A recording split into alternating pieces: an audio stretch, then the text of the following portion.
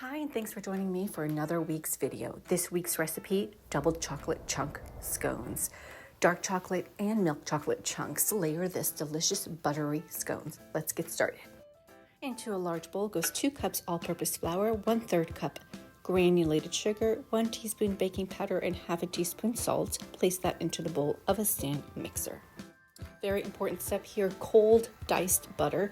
Add that to the flour mixture and mix until you have a sandy mixture. Now, the wet ingredients, 2 eggs, 1/2 cup of heavy cream, and a teaspoon of vanilla extract. Mix that to combine, pour that into the mixture until you get a nice smooth consistency and the dough is completely mixed all together, just like that.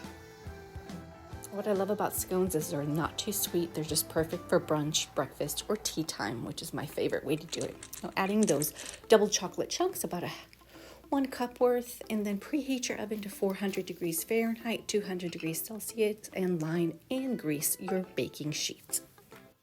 Now, this is kind of like a pie dough, so if you've got chunks of cold butter going through it, it's very sticky, so flour your surface very well and your rolling pin.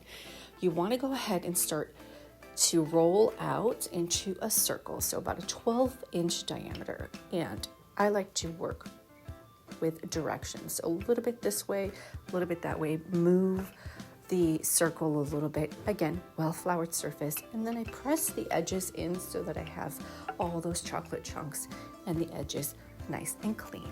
Now, this dough will yield 8 slices using a clean, warm, sharp knife. Press down to get through to the chunks and slice through until you get about 8 even slices. Clean your knife throughout so you get clean slices.